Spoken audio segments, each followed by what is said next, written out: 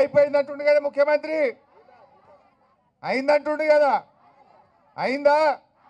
అలా వినబడాలి, రేవంత్ రెడ్డికి వినబడాలి.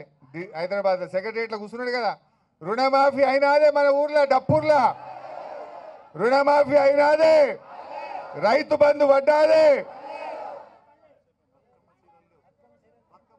మరి బతుకమ్మ చీరలు వచ్చినాయా? తులం బంగారం వచ్చిందా? చెప్పలే తులం బంగారం అంటే. ఈ రకంగా అన్ని అబద్ధాలు ఆడిండు రేవంత్ రెడ్డి. నేను ఎట్లా ఉన్నదంటే ఈయన కథ, అన్న వస్త్రానికి పోతే ఉన్న వస్త్రం పోయిందట. మనమేదో ఆశపడితే మొదటికే ముంచే కాడికి తెచ్చిండు రేవంత్ రెడ్డి. ఇలా మన ఊర్లే బీరప్ప గుడి ఉన్నది, సిద్ధిలింగేశ్వర స్వామి గుడి ఉన్నది, మల్లన్న గుడి ఉన్నది, ఎల్లన్న గుడి ఉన్నది, గుట్ట మీద చర్చ్ ఉన్నది, దర్గాలు ఉన్నాయి.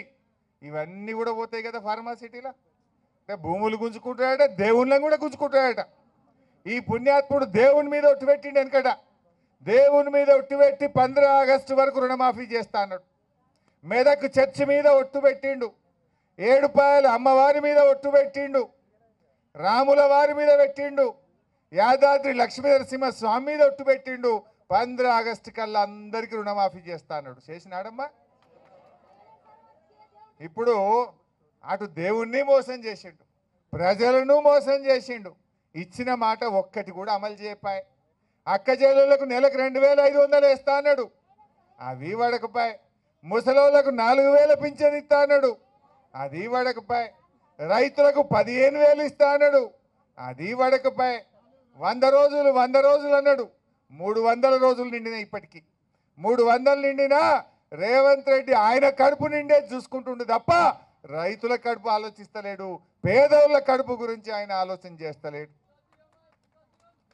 ఈరోజు మనం ఆలోచన చేయాలి. నేను మీ అందరికి మనవి చేసేది ఒక్కటే, రేవంత్ రెడ్డి ఎట్టి పరిస్థితుల్లో మా డప్పూర్లో కానీ మా మాగిలో కానీ వడ్డీలో కానీ ఈ 2000 ఎకరాలు గుంజుకుంటే బీఆర్ఎస్ పార్టీ చూస్తూ ఊరుకోదు. మేము మీకు అండగా ఉంటాం. ఎవడొస్తాడో రమ్మన్, జేసీబీ వస్తుందా, ప్రొక్లైన్ వస్తే మాణిక్రావు గారు నేను ఇద్దరం అడ్డం నిలబడతాం.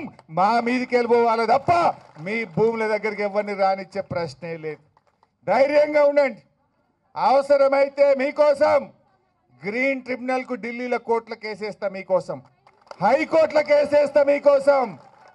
ఎందుకంటే ఆల్రెడీ గ్రీన్ ట్రిబ్యునల్ అక్కడ అనుమతి ఇచ్చింది ఫార్మాసిటీకి, అక్కడ అన్ని అనుమతులు వచ్చినాయి, ఎన్విరాన్మెంట్ క్లియరెన్స్ వచ్చింది. ఆడబెట్టకుండా ఈ బంగారమోలే పంట వండే భూములలో పెట్టడానికి ఎన్విరాన్మెంట్ క్లియరెన్స్ రాదు, గ్రీన్ ట్రిబ్యునల్ ఒప్పుకోదు. మీరు ధైర్యంగా ఉండండి, పానం ఇవ్వడానికైనా రెడీ ఉంటాం కానీ మీ భూములు పోనీయం.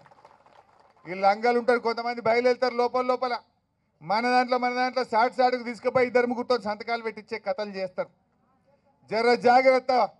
ఒక్క మాట మీద ఉండండి, ఎవడొస్తాడో చూస్తా, ఎట్లొస్తాడో నేను చూసుకుంటా, నేను ఉంటాను మీకు అండగా నిలబడతా. మీరు మాత్రం ధైర్యంగా కూడా. ఏమొస్తాయి 15 లక్షలకు చెల్లె? ఏమన్నా వస్తాయా? ఇంత ఖర్చు అయిపోతుంది, ఇంత రోడ్డు మీద పడతాం. ఆ మొగోళ్ళు అటు ఇటుని ఖర్చు పెట్టే రేపు ఆగమవుతారు. ఇలా ఆడవిల్లలు అక్క చెల్లెళ్ళు కష్టపడి ఆ భూముల బంగారమూల పంట తీసి పెళ్లిళ్ళు చేసిండ్రు, పిల్లల్ని చదివించిండ్రు, ఇవాళ ఎంతో కష్టపడి చేసిండ్రు. నిజంగా మీ ఊరు డప్పూర్ ఎంత ఫేమస్.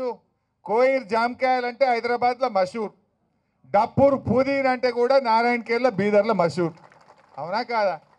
కోయిర్ జామకాయలు అంటే హైదరాబాద్ దాకా పోతుండే, డప్పూర్ పుదీనా బోయిన్పల్లి మార్కెట్ దాకా పోతుంది. పోదా? ఫస్ట్ డప్పూర్ పుదీనా కొట్టరు. బోయిన్పల్లి మార్కెట్లో చాలా పుదీనాలు వస్తాయి, డప్పూర్ పుదీనాకు ఫుల్ గిరాకు ఉంటుంది, వాసన మంచిగా ఉంటుంది, మందులు తక్కువ ఉంటాయి. ఇది మషూర్ ఉంటుంది, మంచి పేరు ఉన్నది డప్పూర్ పుదీనా. గింత మంచి పంట వండే గీ డప్పూర్ మీదగా పిచ్చోని చేతిలో రాయి పడ్డట్టు మన మీద ఒకటి ఎత్తేసిండు.